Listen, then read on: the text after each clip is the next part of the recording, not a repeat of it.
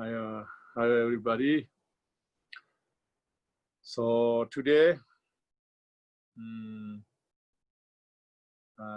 first, please, those who quite new to the Dharma or maybe not new, but haven't studied emptiness,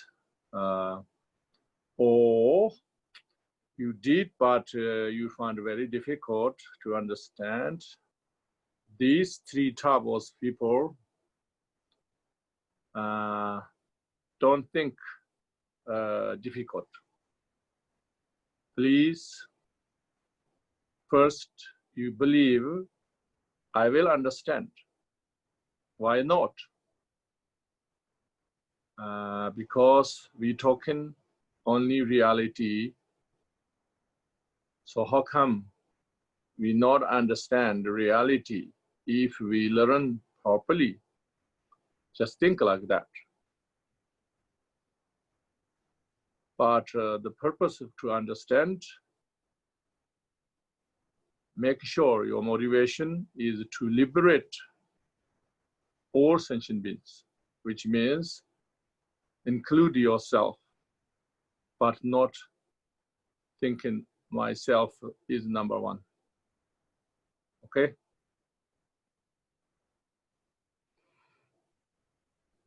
Second, those who intelligent and scholar and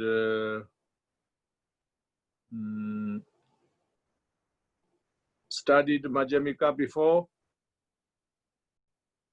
or study academics, study physics, science, anybody, scholars, please be patient and don't think this is boring. Even my talk is very simple. Still, there is some things need to understand. Even 90%, 99% maybe you don't need, but there must be something in it. So please be patient and appreciate.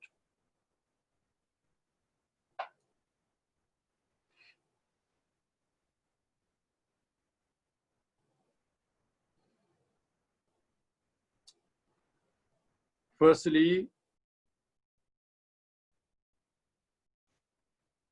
I'm not a scientist at all. I haven't studied science at all. Even the normal common sense, or you can say the basic science you learned from schools, I never learned. I never been to school. I only studied science 2.5 weeks.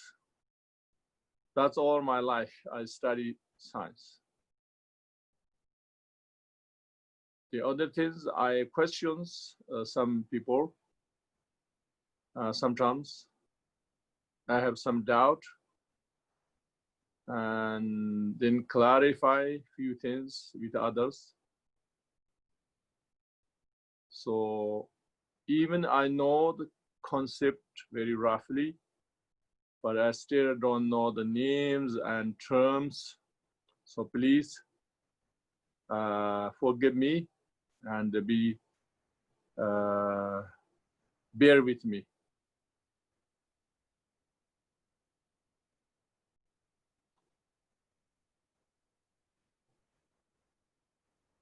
You may think, if it's that case, why you want talk Buddhism weaving with science?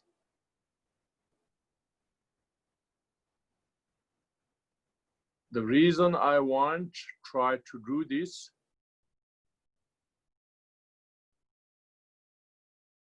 because I find extremely helpful the science, especially the physics, the basic science and the physics, all of them extremely helpful to understand Buddhism, especially the emptiness, especially the interdependence, which means the core important things in Buddhism.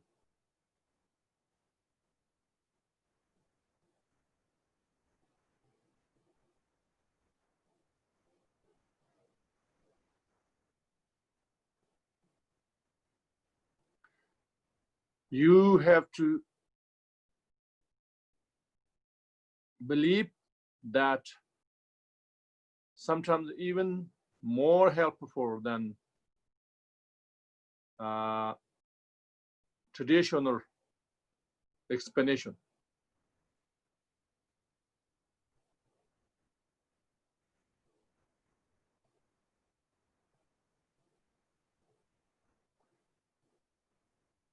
Why? Because the traditional explanations,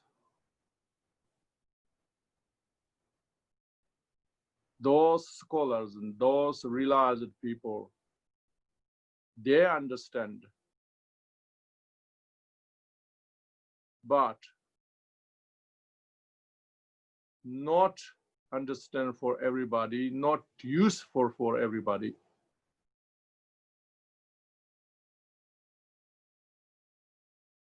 Not practical for everybody.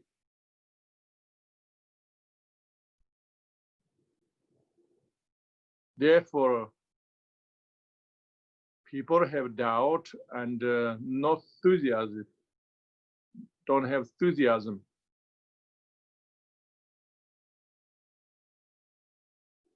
But the science, what discovered,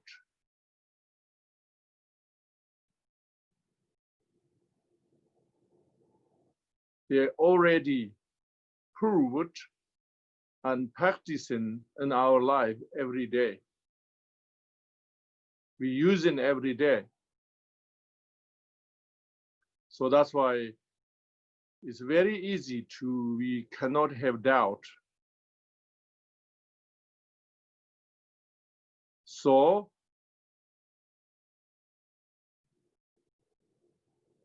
is Buddhism something roughly mentioned but not explained the details?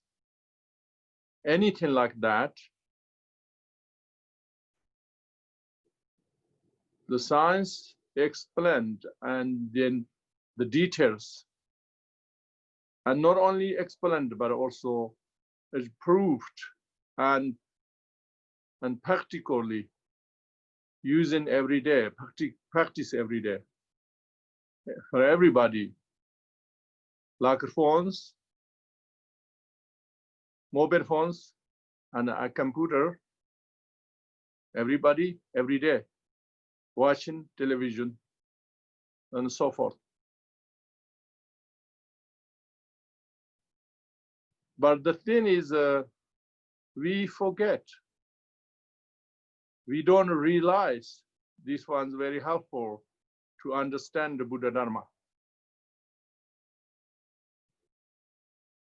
That's why today is not I teach you science, but we discuss. I remind you few things and we discuss.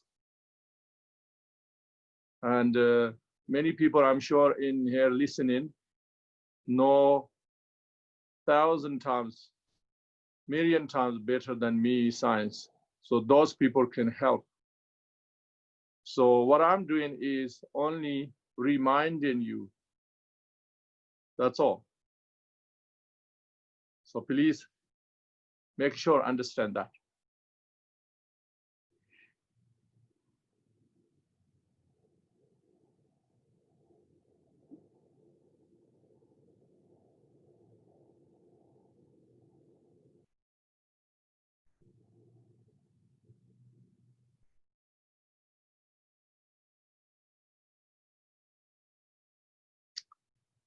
So, firstly, what is Buddha's Dharma, the essence? If someone asks you, anybody, by anybody, believers or non-believers or anybody, the answer should be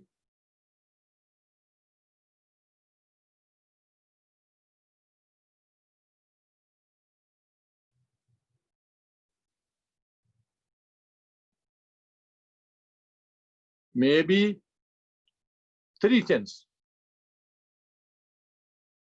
Say our Buddhist view is either we understand or we believe everything is interdependent. Everything on this universe is everything is interdependent. This is our Buddhist view. That's you should answer that.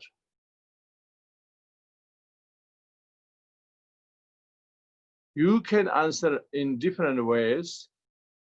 You can say our view is emptiness, or our view, and in other ways you can say. However, that may lead into misunderstanding.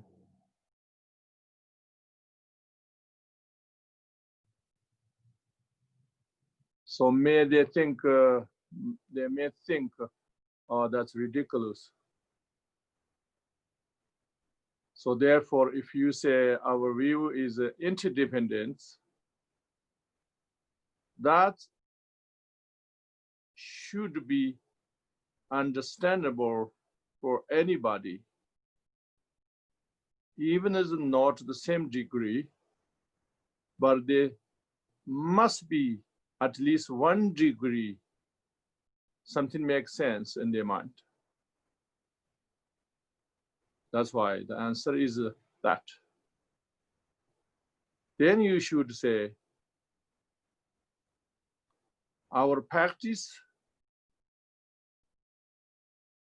you can say meditation, but you can say many types of meditation. Or you don't have to say meditation. You say,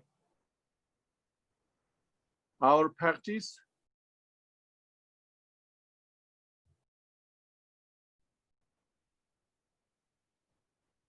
try to be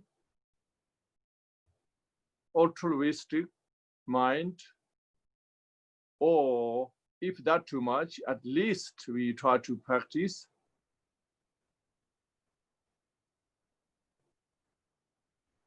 non-harming for mind, or you can say taming our mind. Try to tame our mind.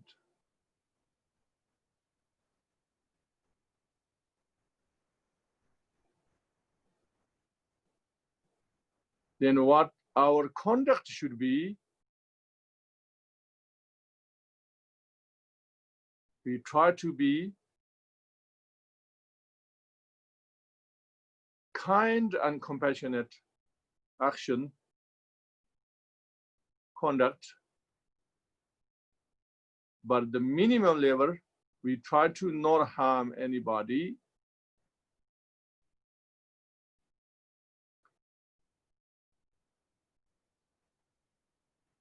Even is like a small sentient beings like insects and flies, even that we try to consider as equal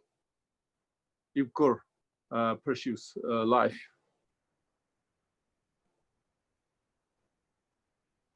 If we say that,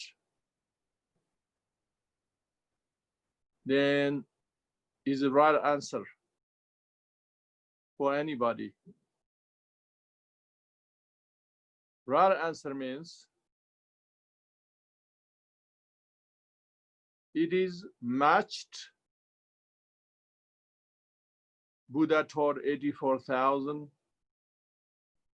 Dharma, but also to make sense with anybody.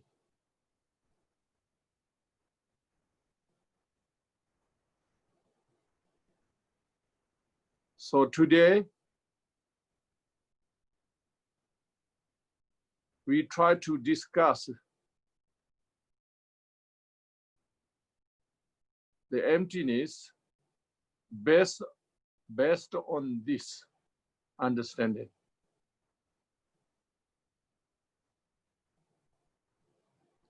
So that means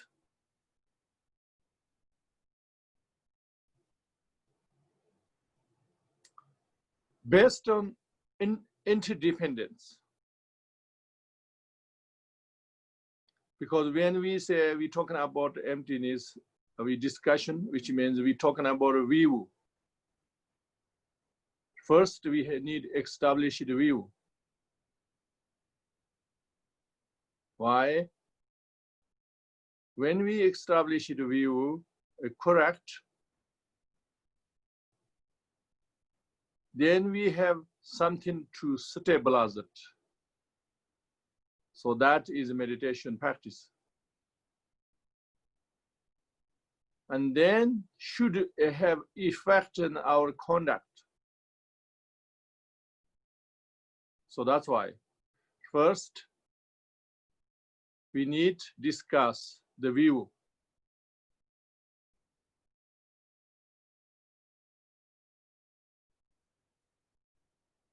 When we say interdependence, that means we believe everything on this universe is interdependent. Nothing's independent. Everything is interdependent.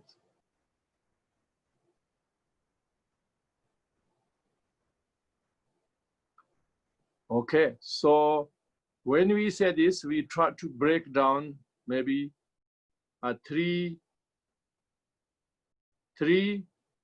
types of that interdependence, which means go more deeper and deeper.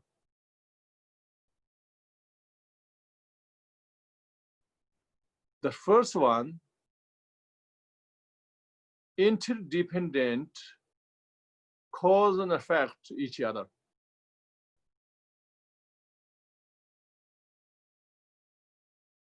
So cause and effect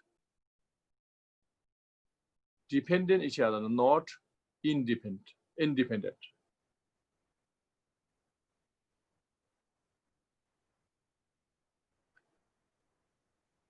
Firstly, we have to think, is that easy to understand or difficult? The answer depends how you go deeper and vast.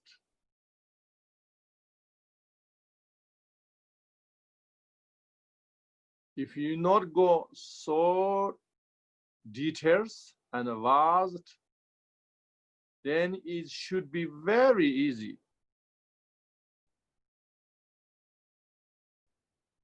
Why very easy? Because it's based on common sense.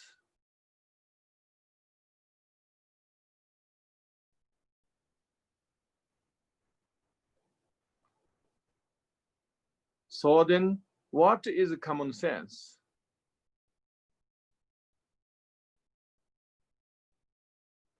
We all know there's a million things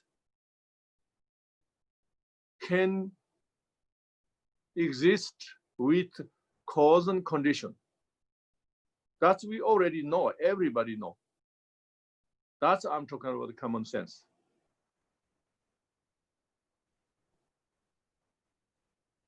Which means, example, a few, we all know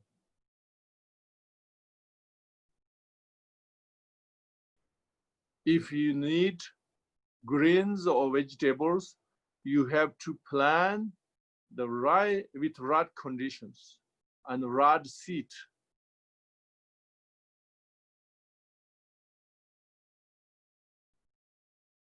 Nobody have a doubt on that.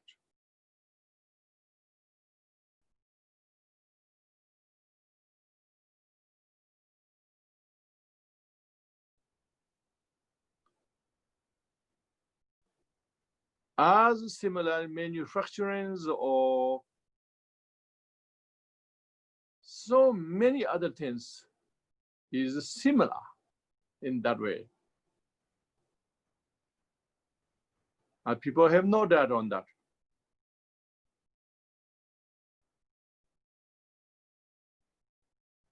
But if we go a little bit deeper,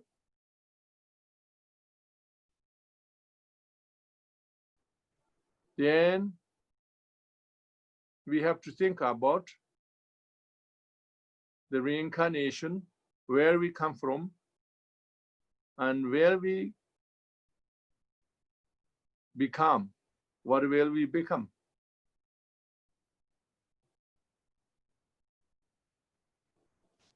And not only that, but the reasons why we have this kind of life. Either you are disabled, or many difficulties in your life, or not too much difficulties in life. Many things happened for everybody's life. All of them have reasons, which means the cause and conditions, cause and effect. But those, one by one, of course, difficult to know why, but we must understand a little bit from the what we already know. There's so many things we have no doubt already know. From that logic,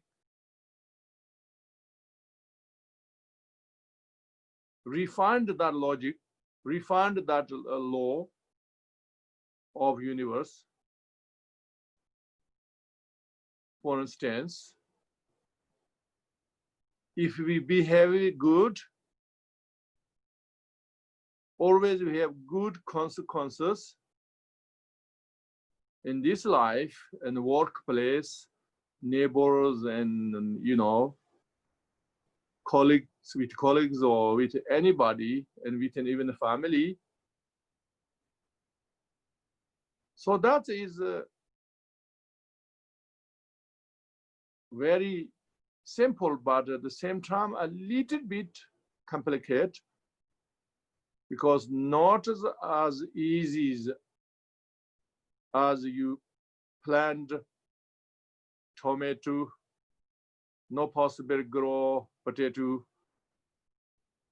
Not that simple, but still quite simple. So we understand that. So that means we go deeper. Why I want to start very basic? Because start from basic and what you already understand, and take that idea a little bit more deeper, and then deeper, then deeper, then you can understand. Even you don't understand 100%, but still some part, some percentage you have to believe.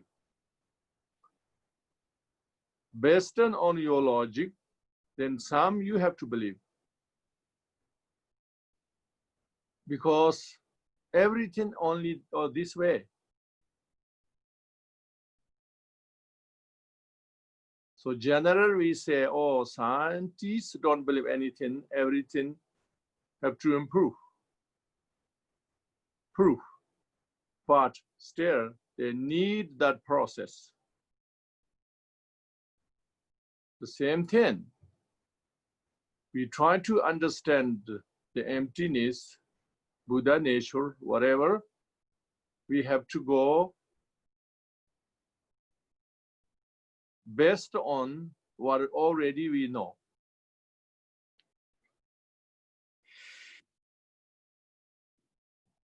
Okay. So that is, I said, the interdependent between cause and effect. So now, if you go a little bit more deeper, then we have to understand not only cause and effect, but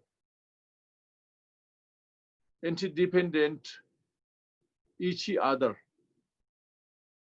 means rely on each other. What means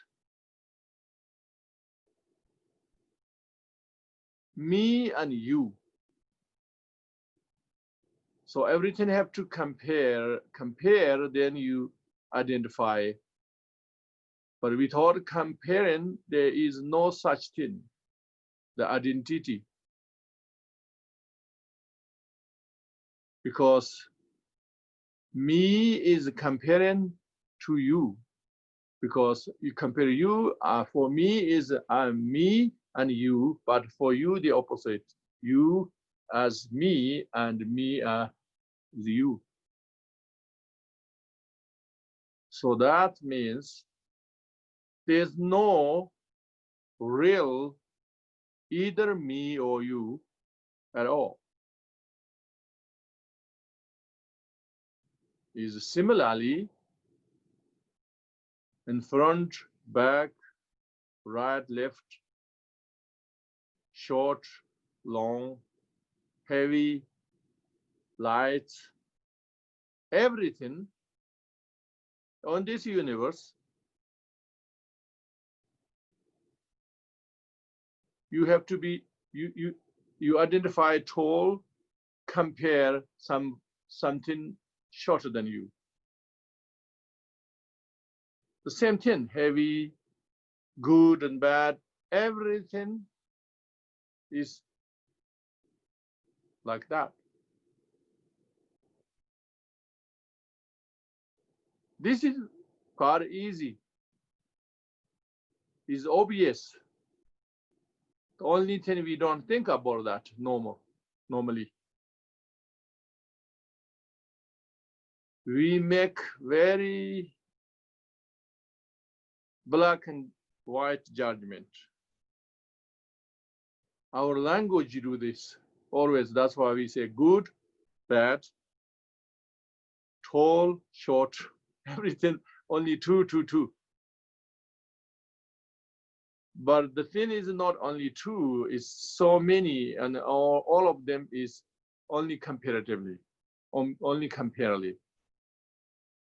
Rely on each other means that interdependent each other.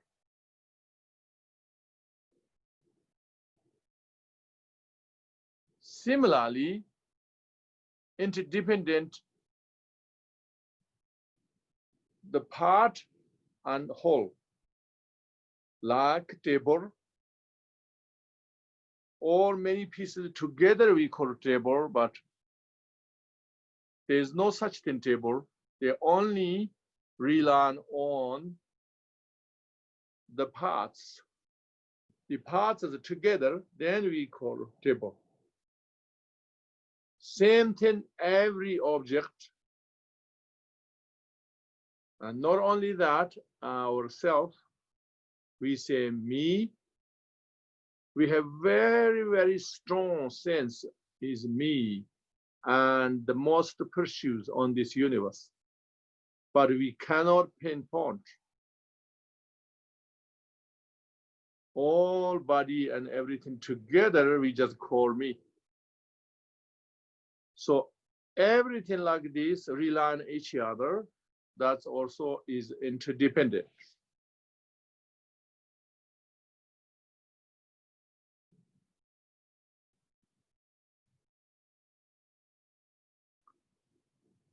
Okay, that is interdependent each other, everything. everything on this universe. And then the most profound, we say, the interdependent with emptiness. So that means there's such an emptiness is dependent on all this something we usually think is not empty. The opposite emptiness, everything exists in different forms. This and emptiness depend on each other.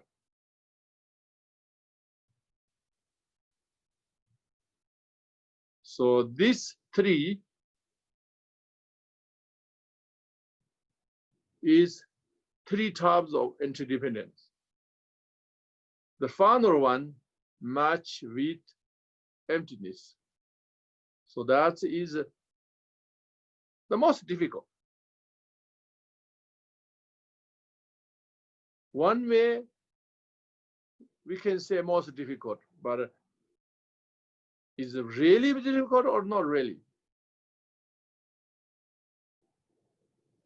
Then why difficult? Because we just many reasons, but the simple reason, we don't familiarize. We're not thinking that every day. We are too busy to other things. That's all.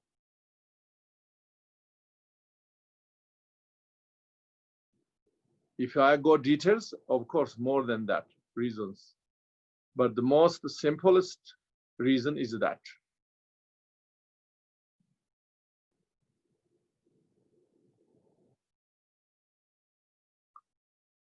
Okay, so now how we can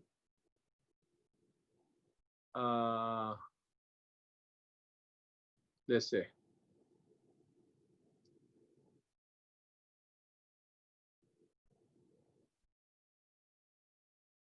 so now we try to understand.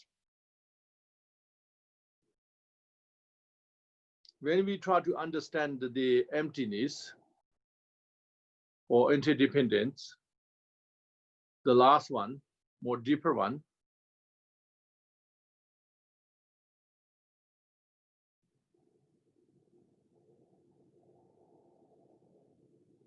we have to understand many aspects of that.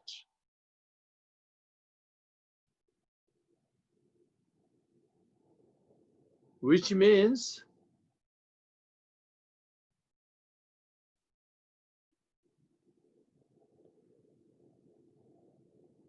we have to understand many layers of truth.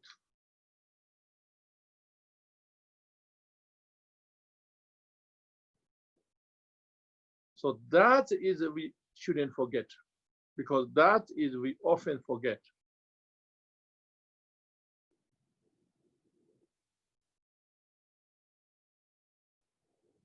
Because a normal people's normal mind, every day we already habituated way of thinking is always a very simple judgment. Good or bad, short or long. I said before. Truth, true or false.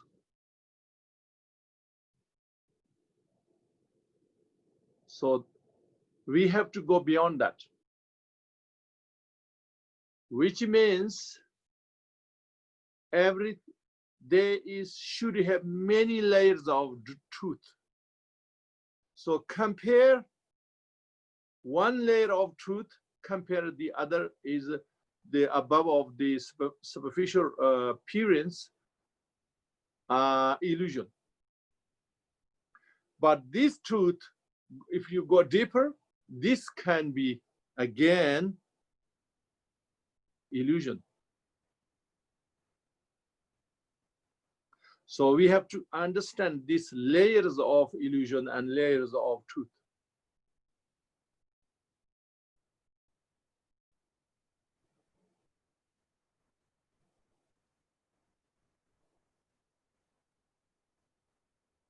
I don't know, usually scientists say these words, I don't know, and Buddhists not usually say these words.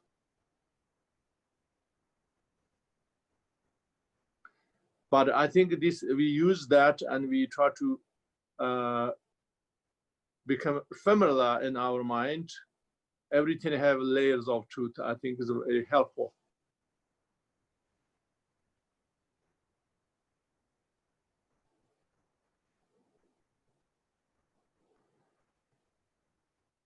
So in Buddhism, we only talk about two truths. Often we talk is only two truths.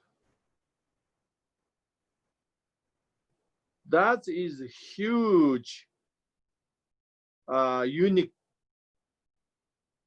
above everyone. Because the rest of the world only talk one truth and one, the rest of the false, you know, truth and false, true and false, that's all. However, the reality is definitely a layers of truth.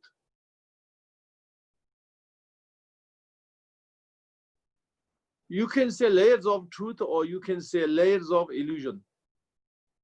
It doesn't matter. Either way, same meaning.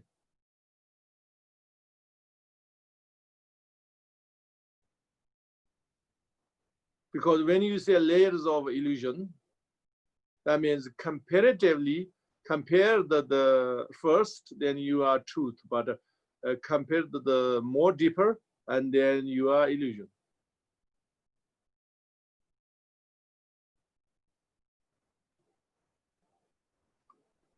Okay. So I give you a little bit example in Buddhism.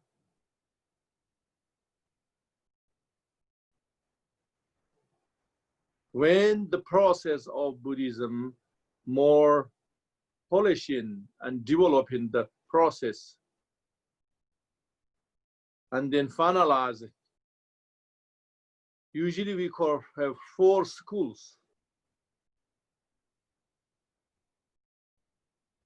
The first 2, Vibhashika and Sutantika. Doesn't matter you know names or not, but these both have a little differences, but they are very similar. I'm not going to say very details of that. I want to say only one. They both believed the matter, or mostly illusion not true, but the smallest particle must be true.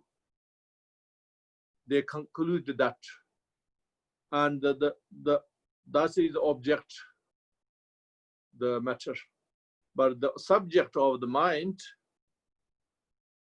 also many things not true, but then the final short time, the shortest time must be true. So they conclude that.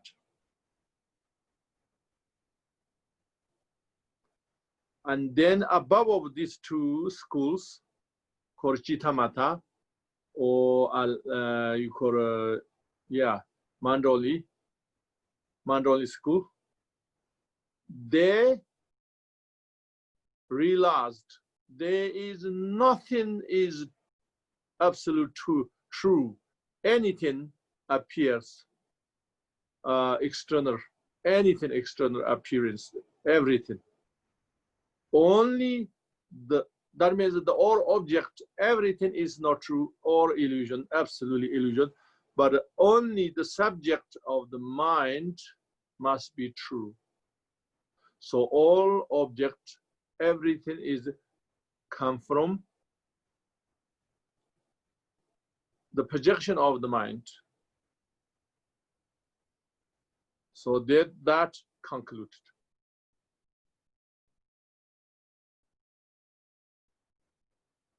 And then called Madhyamika schools. In Madhyamika school, say they claim that they are above of them. And they start with saying is, oh, no, even subject of mind cannot be true.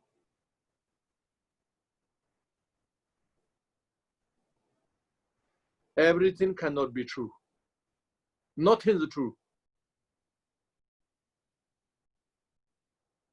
They're saying that, but then inside Madhyamika, again different schools, and they argue each other, try to defeat each other. Don't worry about all the details.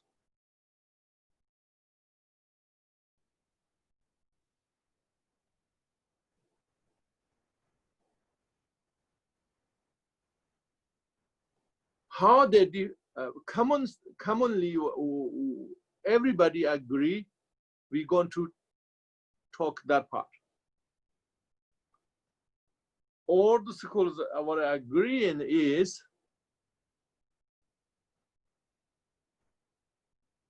what is appear and what is reality not same.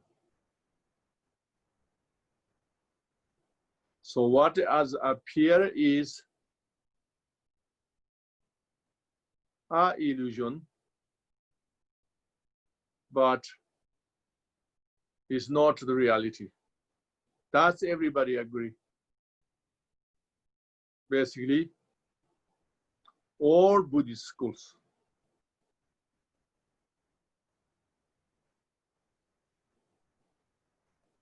If you details go, many arguments. But everybody's common grant is that. So I'm saying this is match with the physics, science of physics.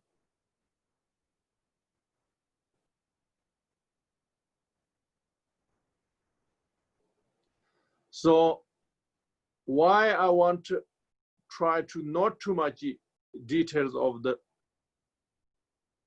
traditional way, instead talk, even I don't know the science, instead I'll try to discuss with science, because this is more easy, should be easier to understand, because everybody already almost know, but they just didn't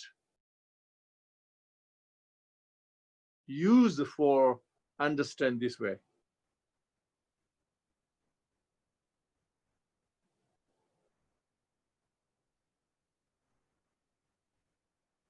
So let's say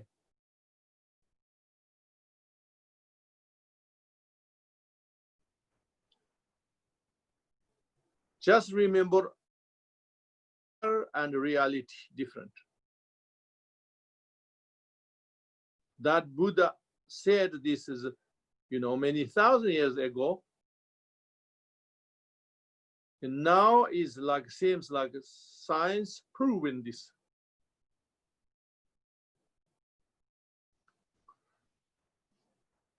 How proof? Let's say we have 5 senses: eyes, ear, smell, touching, hearing. We all have this sense, 5 senses, everybody. And not only we have everybody, we use it every day, every moment, and we live in on this.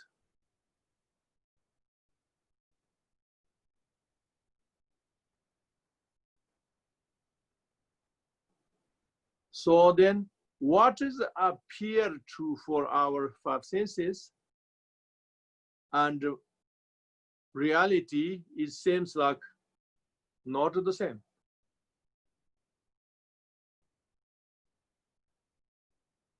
Let's say first, if you, what I sense can experience, we experience the color and shape.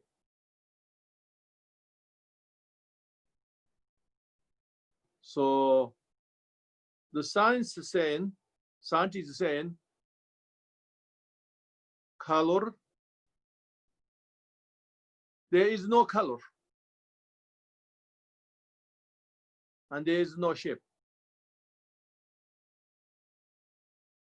or illusion.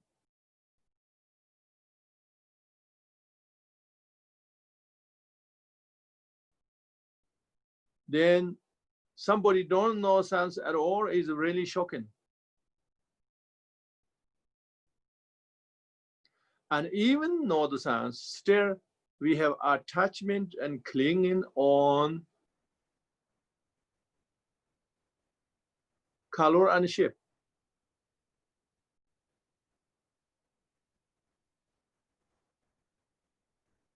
So very, very important. I think we try to remind us this.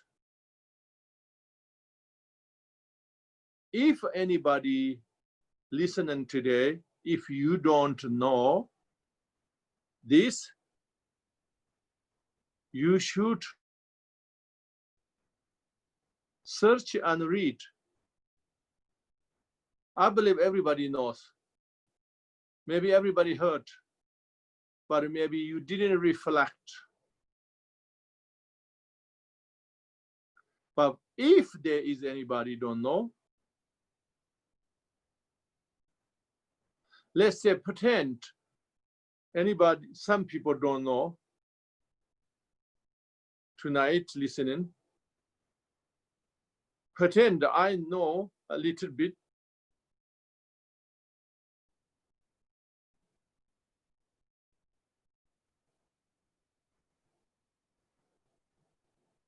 Isn't they say is light is not exist. Only the color is not exist. Only light reflecting in our eyes. Then we have this illusion. Whatever color we see.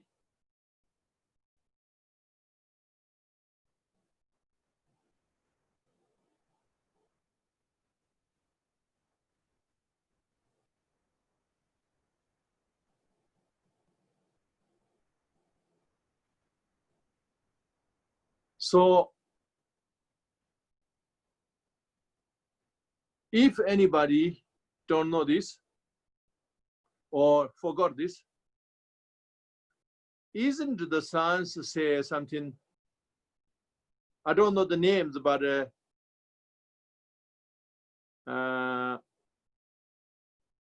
very the light is waves, right? Waves, and waves have many different waves.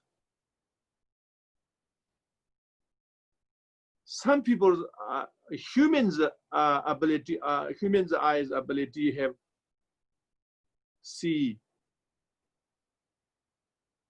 one type of light or whatever, two type. Some animals, something we don't see that they see, such dog and snake, other some animals I forgot.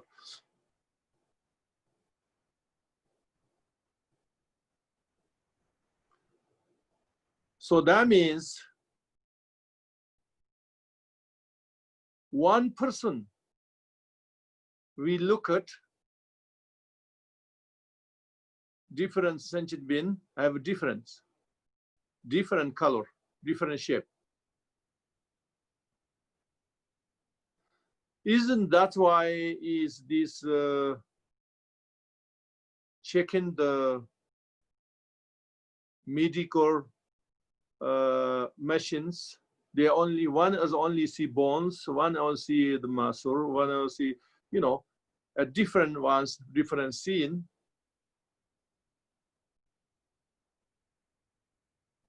Only different machines ability. Similarly, every sentient being seeing a different is our eyes ability different.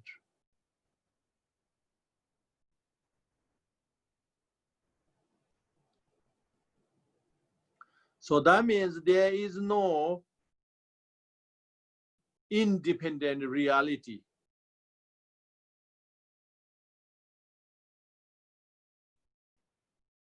Completely dependent our eyes ability.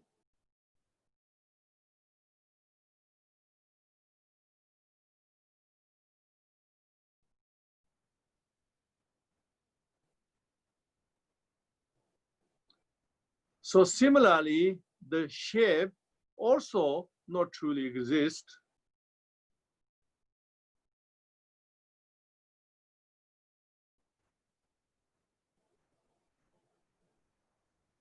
Because there's no such thing sound, basically. Sound as appear, you know, only appears for us, but there's no sound. Why no sound? Because sound is only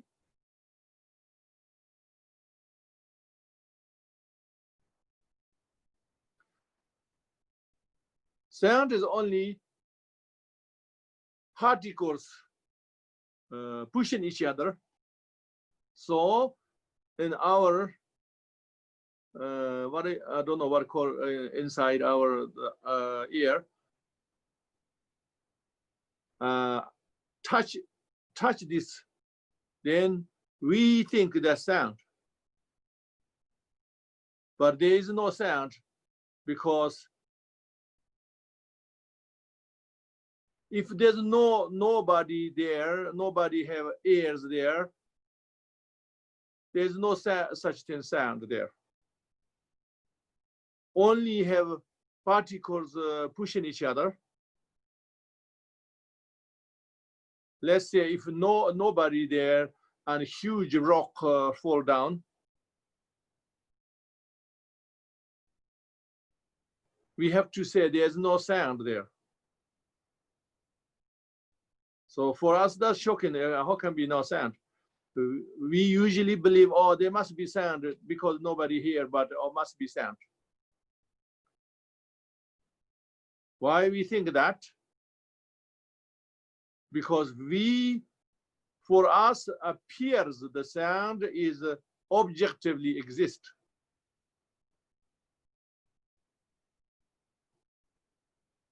But the sound is only subjective.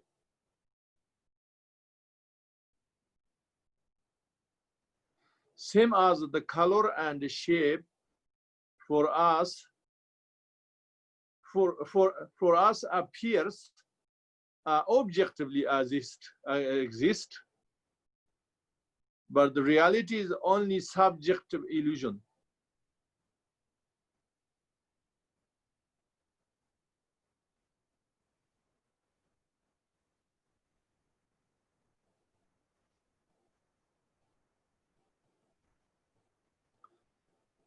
So let's say if anybody today listen, if you don't know how you don't, the shape is not exist.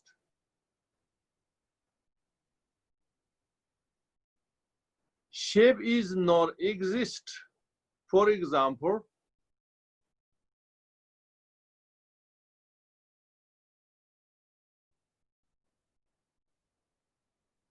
let's say aeroplane is not is as fast as a normal aeroplane, then we can see the shape. But if there is an aeroplane much faster than that, the shape changes. The appearance of the shape change.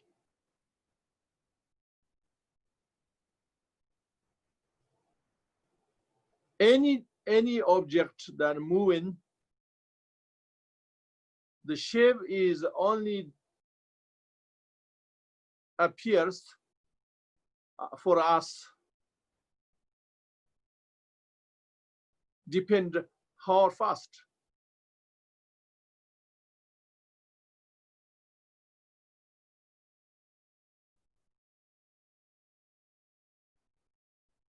So you may think, okay, then aeroplane, okay, there is, if it's very fast, then maybe shape changes. But if they stay, then the shape must be the reality, the aeroplane shape.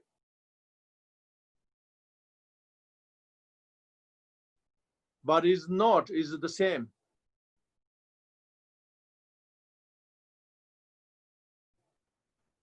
Because if our eyes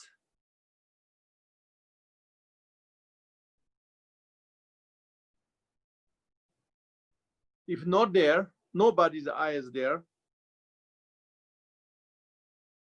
then is the aeroplane shape not exist. Why? Because the shape is dependent your eyes.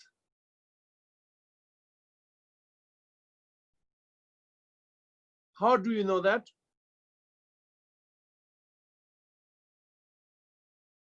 Because your eyes ability, depending your eyes ability appears differently.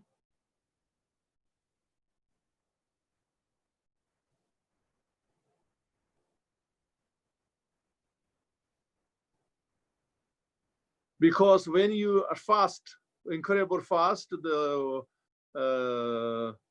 anywhere where is very fast, where they have many patterns inside on. If it's very fast, you can't see anything. You see very smooth. Also, if the whale, some parts, some color, different colors. If they're very fast, you don't see. You only see the big color. If it's a big color is the red, then only you see the red. The small part is green or blue, white, you don't see it.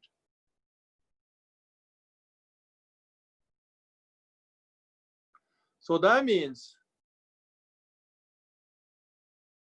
if somebody have eyes much faster than us ability, then they see the more faster ones still see the green and blue. But somebody eyes worse than ours, then you see again a different.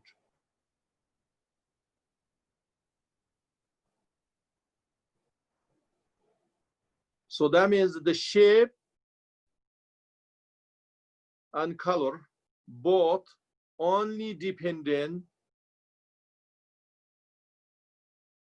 different abilities of eyes, and nothing exists dependently. So why I want to talk this, because this is all of you should know as long as you've been to school.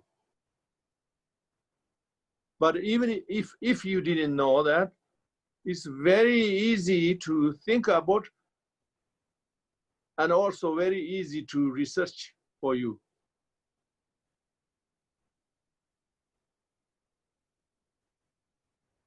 And it is anything the scientists say is proved. That's why they're using all our machines we every day using, phone, computer, car, television, everything is they made according to discover of their truth. They understand the laws. Otherwise, we cannot talk like this right now.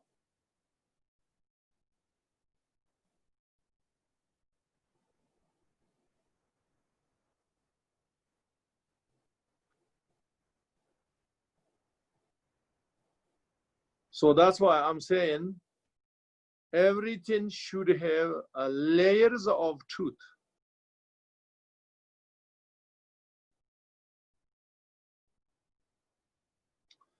Why we have to understand layers of truth? Because you think, oh,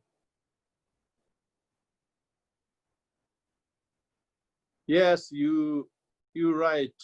If the wear is very fast, you can see only one color. You can't see patterns. But there must some truth. There is will exist. You may think that. Then I say, yes, one level of the truth, yes, the veil is more, where exists in the veil is more truth than what appears. But that is not ultimate truth.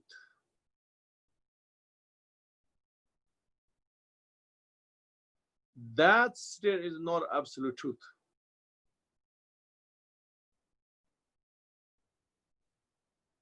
Therefore, if we consider a layers of truth,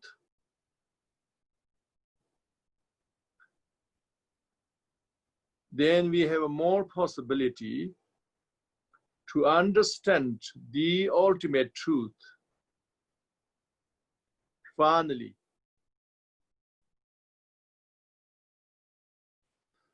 So that's why Buddhism, Buddha saying, true truth.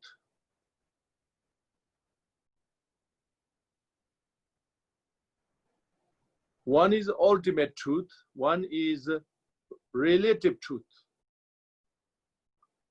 Relative truth means relatively. Relatively means is implied. There's layers of truth.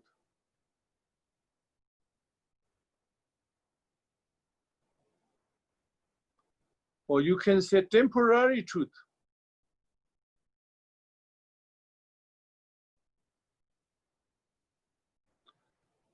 So when we say in these things,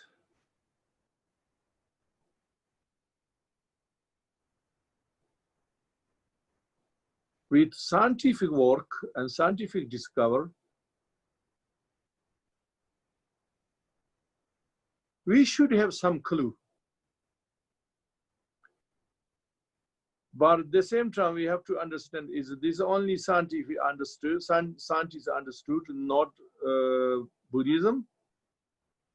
Yes, Buddhism understood this thousands of years ago. Buddha said, even they don't have, Buddha didn't have anything extra, how do you say, any tools to experiment. Didn't need to experiment. That's something really amazing, right? But may some people think Buddhism didn't say very clear, didn't say details.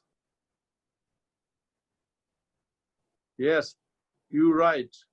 Some areas, of course, Buddha didn't say very clear or details.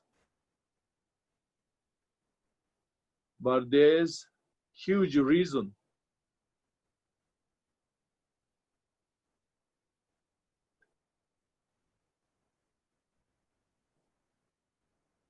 There's so many things we match with scientific discovery, but there's very little a contradiction with science.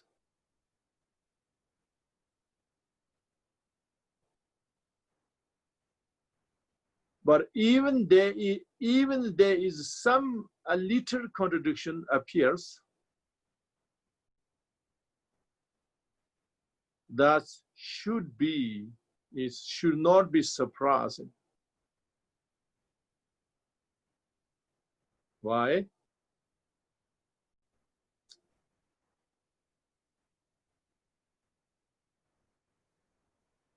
Even the Buddha and the scientists talking the reality,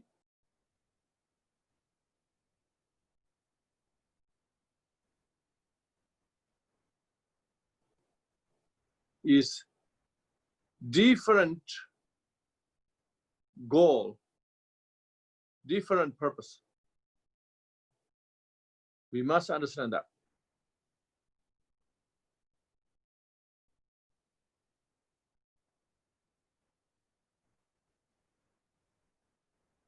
So Buddha's goal and purpose is to liberate sentient beings from this illusion.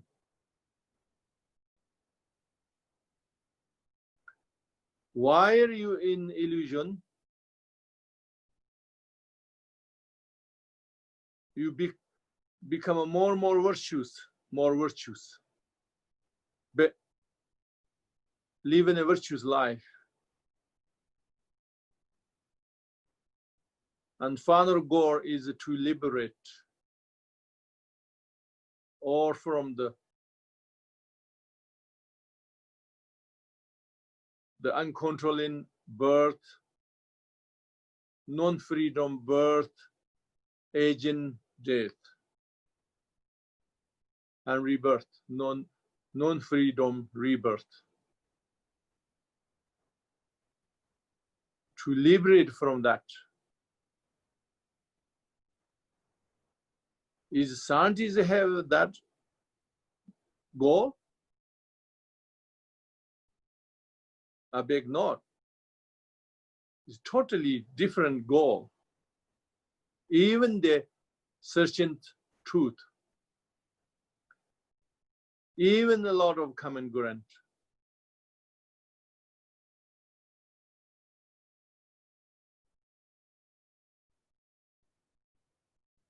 That's why science discovers so much,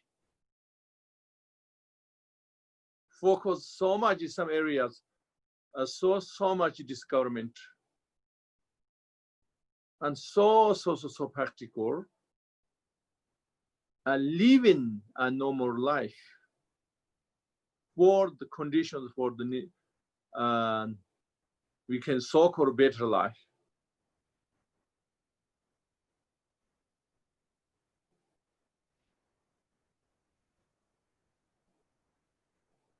Buddha didn't emphasize those areas, so of course you don't talk details because that is in our purpose.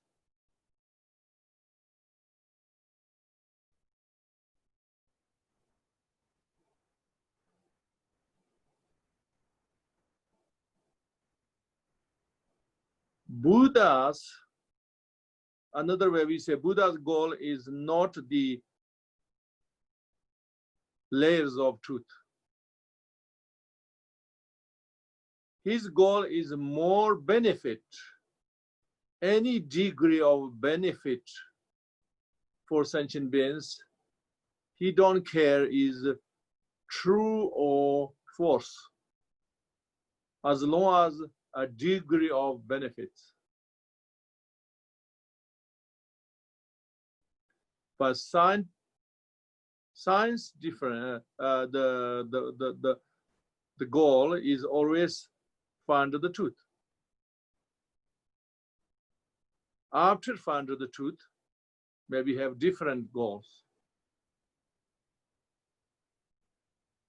Some maybe have a beneficial goals, some maybe have destructive goals. But regardless what is your final goal, you always searching the truth. That's number one. Buddha is not that number one.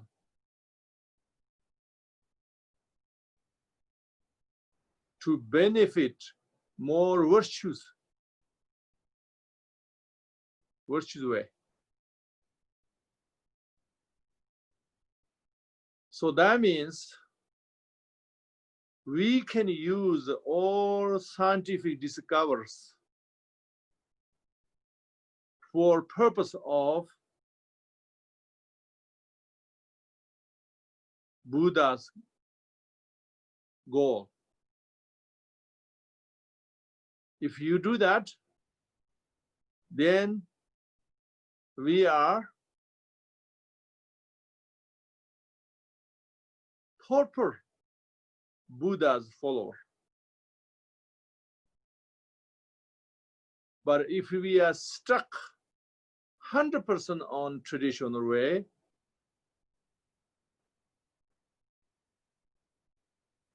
we cannot be a perfect Buddha Shakyamuni follower.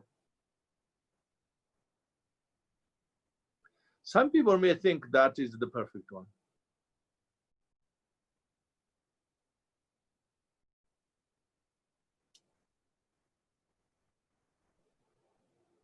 Because we are not the same as Buddha spoken that time people.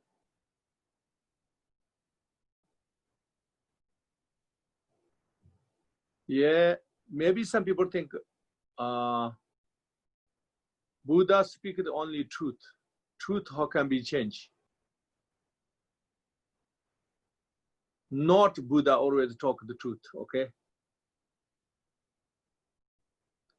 Buddha number one goal is benefit. Whether you benefit with a lion or truth. Buddha cares the benefit.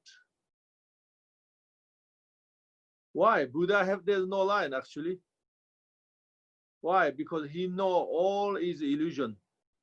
Even is it some true is only temporary true. Temporary truth, which means only layers of truth, not the ultimate truth, not the real truth, not absolute truth.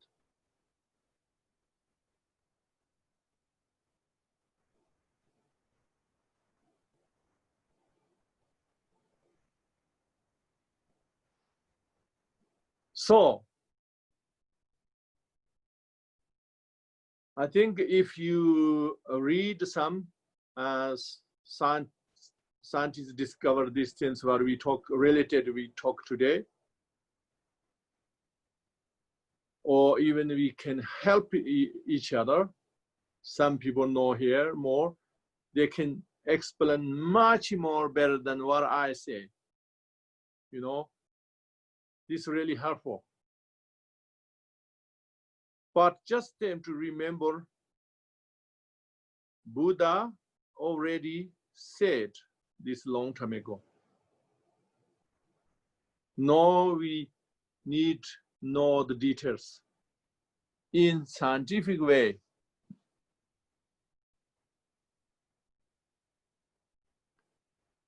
I'm going to tell you only 3 things now. Jita Mata, which means the lower than Madhyamika, Jita Mata. But the Jita Mata says so clever.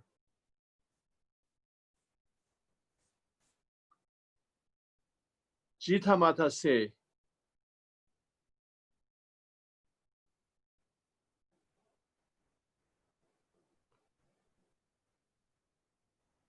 there's nothing truly exists at all outside Everything is in your mind.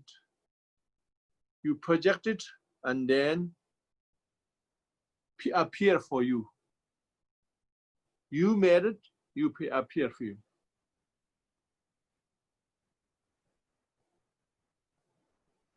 Where they come from? Come from within you yourself. Then why difference? Because we all do different actions, right? Every day, 24/7. All left prints, basically, imprints in our mind. Not every action finish, you then finish. Action left imprints. We call propensity. The propensities, there's innumerable propensities in our mind. So which one is come first, appears everything according to that. So that means, Chitamata, exactly what scientists say. If you are not there, you have to agree. Let's say, your bed, not there. When you are not in the house.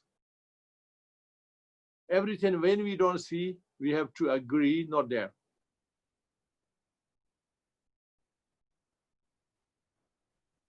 That 1,000 years said, okay? 1,000 years ago said.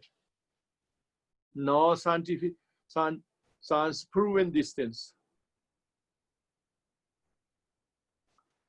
But you may think, then why scientists, they don't realize emptiness? Because the goal and emphasize.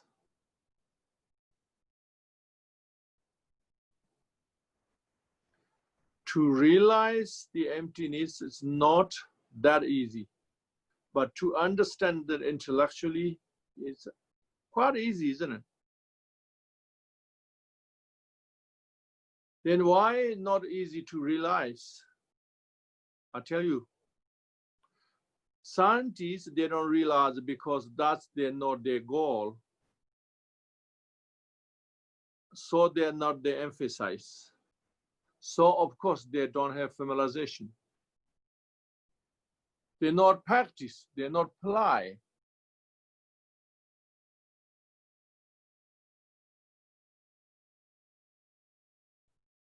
But even you are a Buddhist practitioner,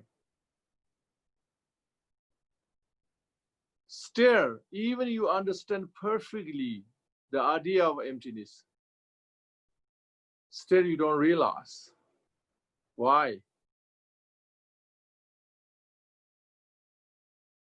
Because realization is not intellectual understanding.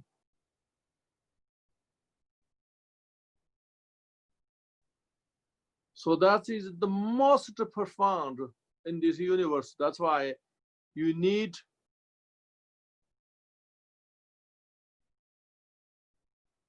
something you subjectively, you have to improve a lot, not objectively. What I means,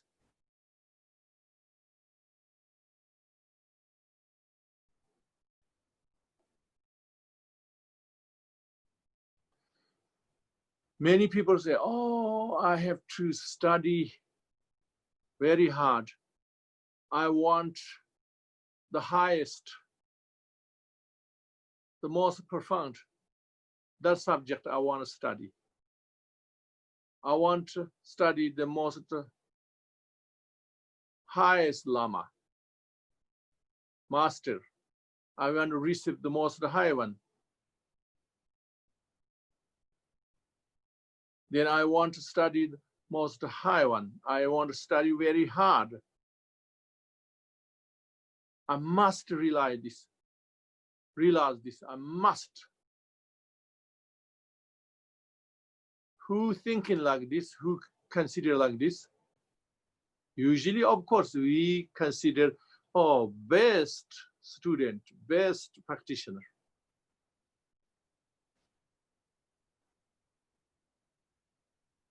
You are really good, but still not the best. Why?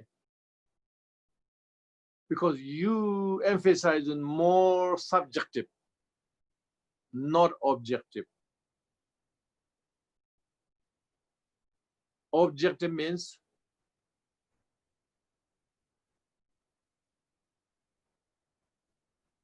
you always love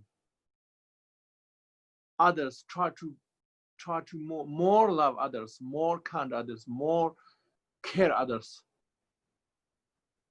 not focus on yourself. If you do that, then you are objective, subjective. Subjective means you focus on others, means you really improving yourself.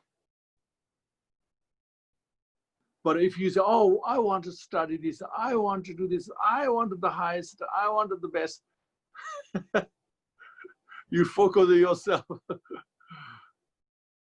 That becomes subjective.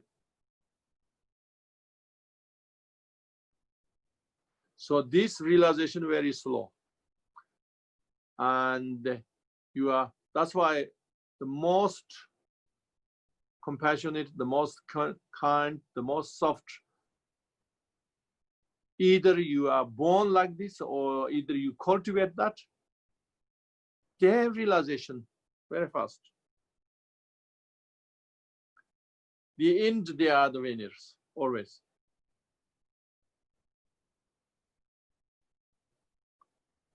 So, Jita Mata know already that. Jita Mata, the school. Objective and subject. That's what I want to tell you. Another thing I want to tell you only, when we say many layers of truth, the shortest one we say the true truth, remember? The minimum level we have to say true truth. The absolute truth and the relative truth. And the relative truth means we have so many layers. We have to understand this. We have to remind this all the time. That is the most important. But if we go a little bit more than two, we go only three layers, as the Jita Metta mentioned. But also the most highest yoga, Charya Majjhimika, based on these three. So these three, I think, is really effective. So I want to introduce you this.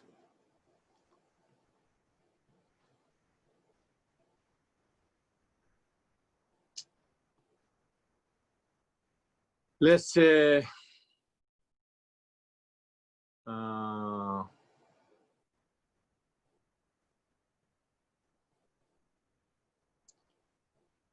three layers. One is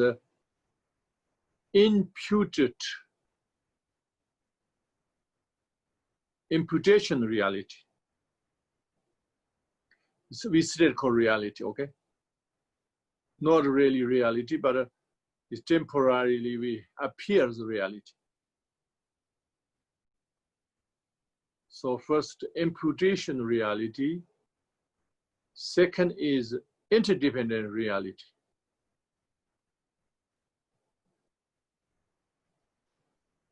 Or maybe we don't say reality, we just say imputation nature. That's similar meaning.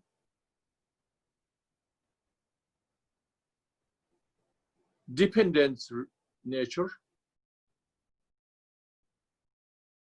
and perfect nature. So perfect nature means the absolute truth, same meaning.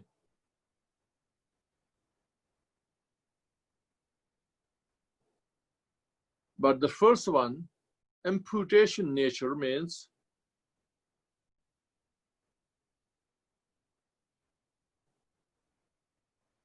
Let's say, we say, oh, this color is white, red,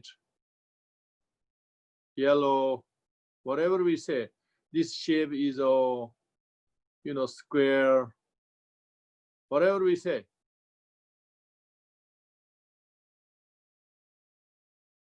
Remember, that is imputation. Science proved. Imputation means no exist at all, only appears.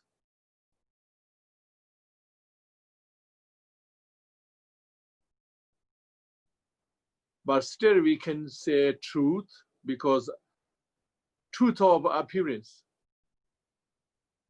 Because for us make differences. Oh, which color I like, which color shape I like, and then you sell them, and you make differences with the money, everything. Even is 100% illusion, still make many things different. So then so-called we call truth or nature.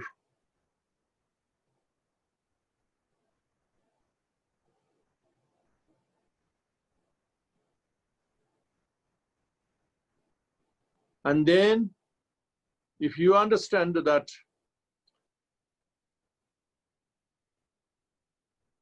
and then you know color is not exist but only appear, but appears only dependent my eyes, and the object have different particles also, you can see also different colors.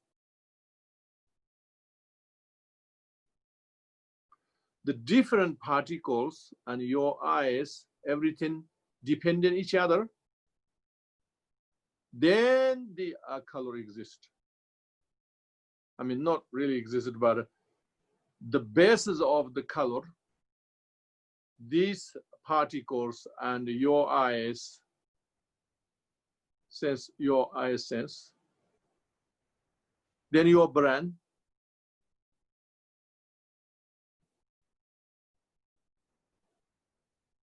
this is more truth than just the all-seeing color, and you think this is the real color. So that is the second layer of truth.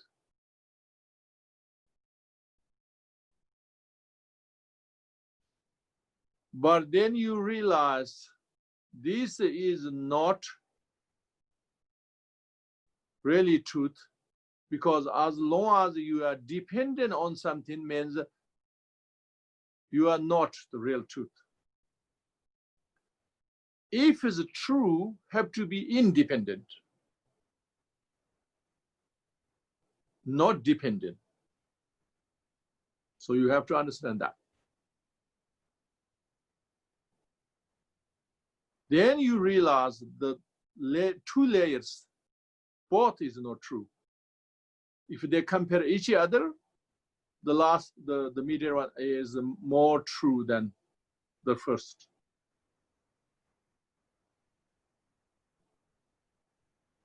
But the perfect nature cannot be dependent on something. Okay?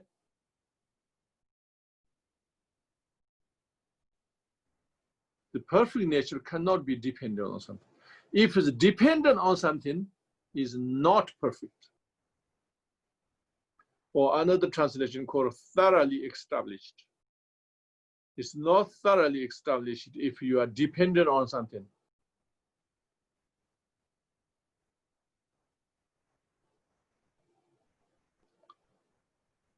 Okay. So if it's not thoroughly established, then cannot be perfect nature. You only depend on nature.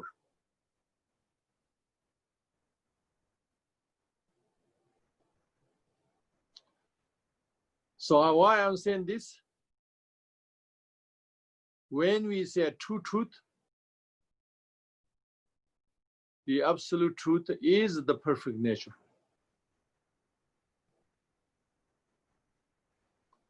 Okay? This one, you have to realize, have many, many names. Try to understand, say, ultimate truth, absolute truth, the ultimate reality, the absolute reality, the absolute nature, the ultimate nature. Then you can understand, say, Buddha nature.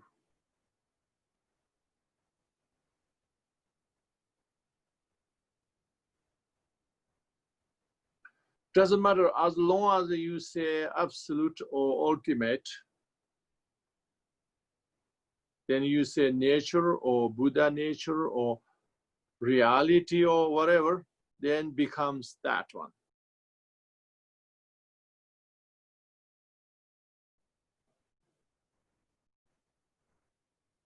Okay, remember that, and then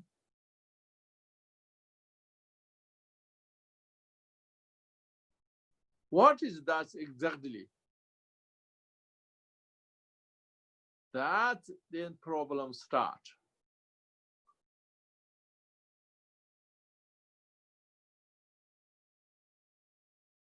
Is this emptiness or not?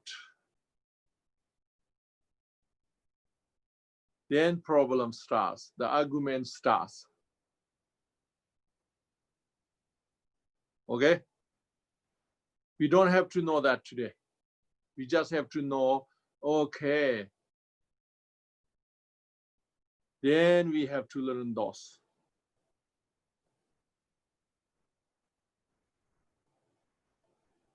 So also you can think about, try to think about other people said in the past, some scholar, Lama, master, somebody said, oh, don't think that way. The perfect nature or Buddha nature should be empty or should not be empty. Think about that. Don't need an answer now.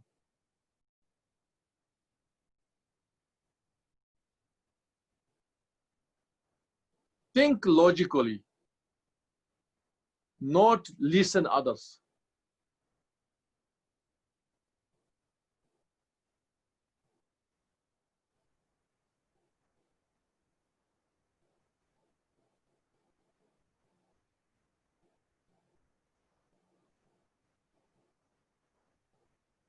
So that I'm going to talk tomorrow.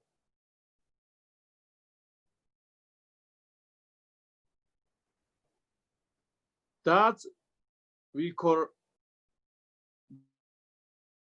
we should start from that.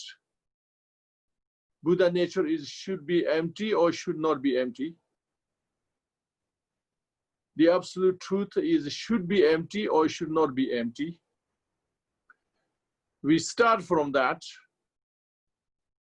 because this is Janton and Janton Majamika difference. If you don't understand, that means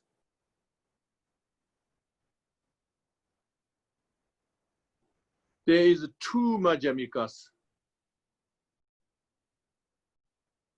which means two highest schools arguing this.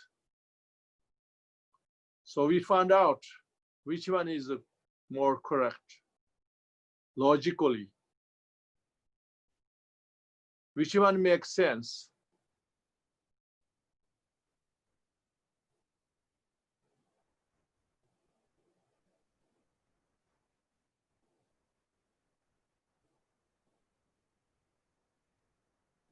I can tell you today the name. Ranton means self-empty, if we simplify it.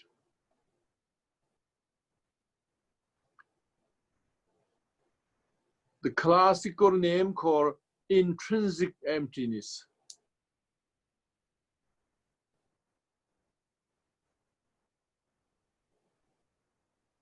That's classical name.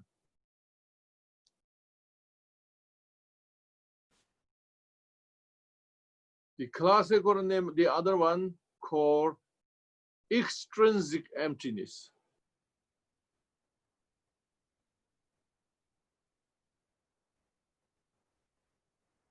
But simple name is empty of other.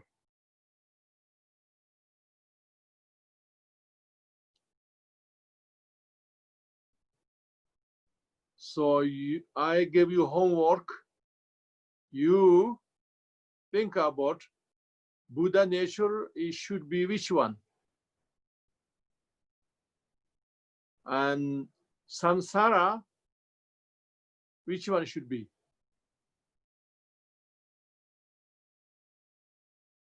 Okay. That's I gave you the job, homework. And then tomorrow I'm going to talk about what is the difference these two, talking by Dolpopa Sherab Gyaltsen. Or you can say a short name, easy way, Buddha from Dolpo. Dolpo is place.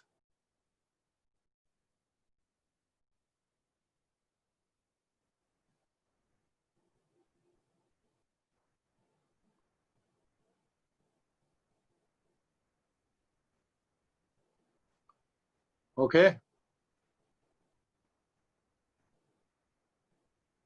So this I'm going to, very important. Why?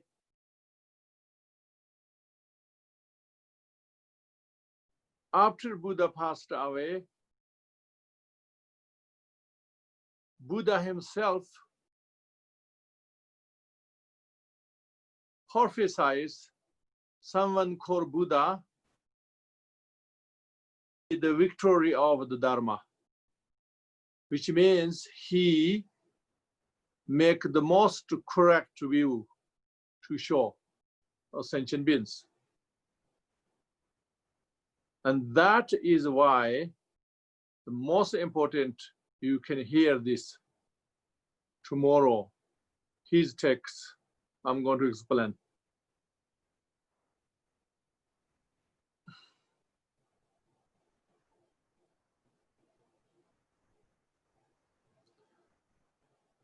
Dolpopa are the only person, many sutras and tantras, Buddha prophesies very clearly, not just saying part name or not part of the place, not like that.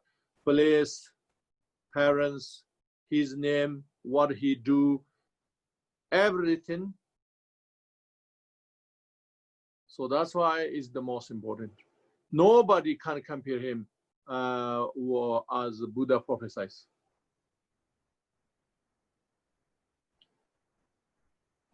Not only that story, there's a lot of exceptional cases, but we don't talk today, maybe too late now.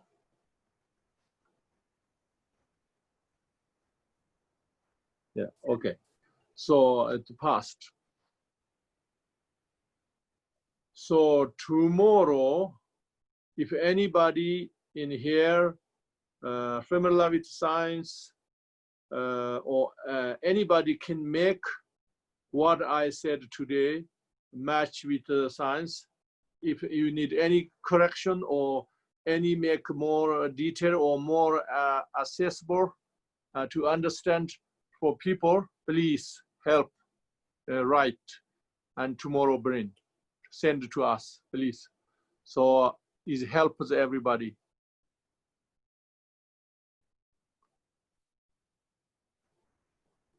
Rinpoche, we have a few questions. So shall we do a few questions? Okay. Some people seem pretty confused from this teaching about the idea of the layers of truth. There seems to be questions about, are these layers of reality all provisional in meaning, leading to the absolute? Leading to absolute? They're asking if these layers of truth are all provisional, leading us to the absolute. Yes, of course. And then another person is wondering, why would we need to distinguish between the two truths? What is the difference? And why can't we rely on this teaching of the two truths? We can rely on two truths, but you know, there many you know, if we anything we know the full story, or we know the brief version, is everything and is a difference, right? So that's why of course if we know only two truths, it's enough, but two truth to know very well means you know the all layers of truth. That means you know the story, a person's story or whatever, you know the story very well, or you know the only few essence, also makes a difference. So you know the full story means you know very well that story. So same thing.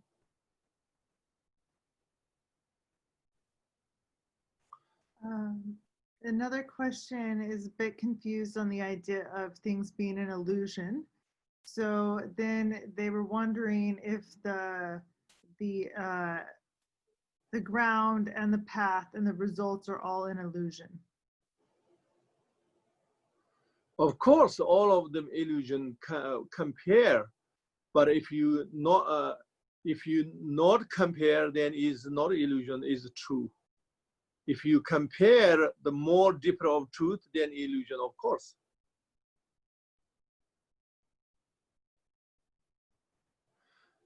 But the grant is dependent what you understand. You know, like usually people say grant is you like the samsara. If you put a grant, then is not the ultimate grant. Not real grant, only just temporary grant, you know. The path also temporary path. All path is a temporary. Result means cannot be, the result, you can be a temporary result or the ultimate result.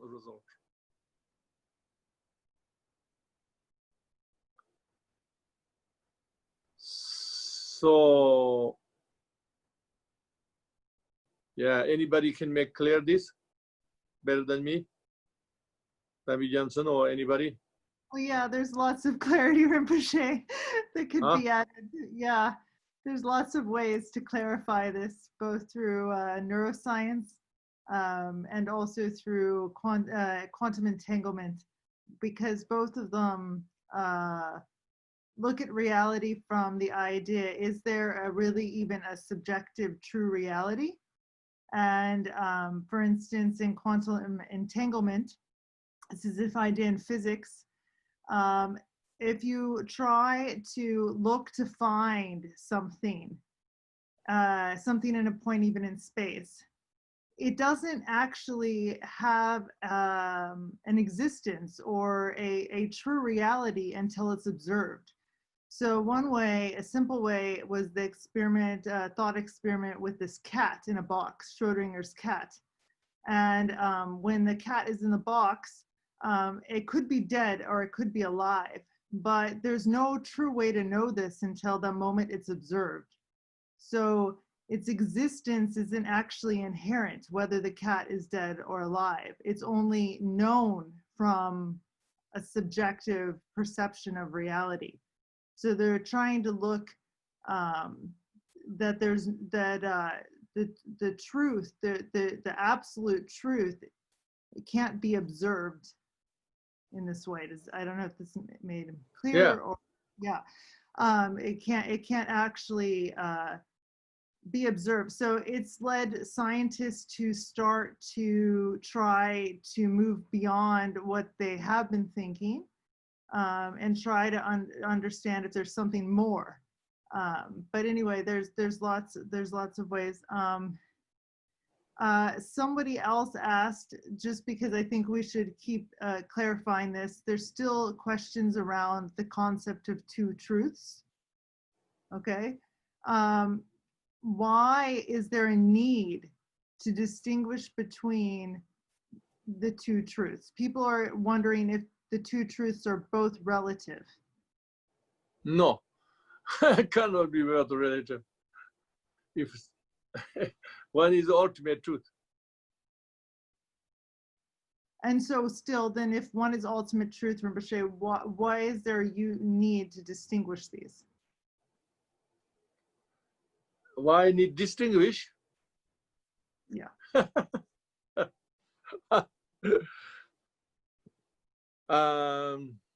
Everything we need distinguish, right? Even, like you and me, and everything this is my cat, this is my dog, this is my bed, this is my kitchen. So this very small things we need distinguish. The most important, of course, we need distinguish, otherwise we just idiot. Okay, another question, Rinpoche, is the emptiness that you're teaching the emptiness that's in the Prajnaparamita Sutra?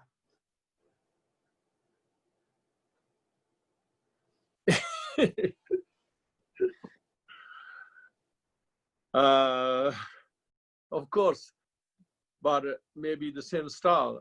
But of course, emptiness. I think when we say emptiness, I think many people confused. So we should think empty is just empty. Then emptiness and empty is a difference is a noun and the verb, right?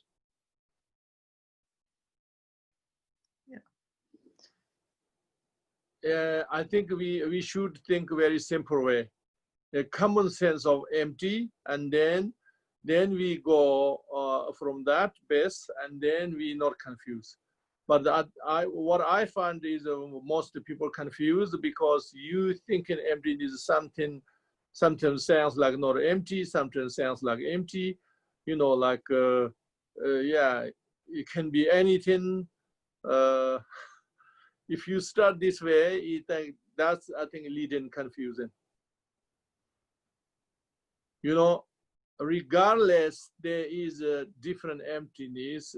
In the end, you can talk about, but from the start, you always thinking is simple way. Empty means okay. Empty means nothing. Okay, empty means nothing. Nothing means empty. Absent means empty. Whatever absent of that is empty of this. If we go that way, I think more easier. Today I try to make it easier, but it sounds like more confused. So I don't know what to do. Perhaps my English and my limit to understand the science and everything. So I think anybody in here qualified, I need help to clarify those things, what I said today, and make more understandable and accessible. Debbie Jameson, can you do anything?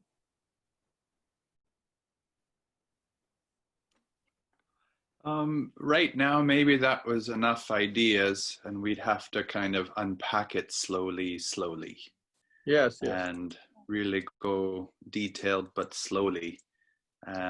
You've given a good introduction, but there's lots of work to do to bring this language, make it accessible. Yeah, I ask everybody not to complicate, but what I said today, anything need correct, you correct. Otherwise, no need correct. You make more understandable and right. And please send us so we put it together. And doesn't matter how many people wrote us, then we put together. And then tomorrow we discuss. Okay, so if you'd like to send in your science examples, you can send them to office@dzokden.org.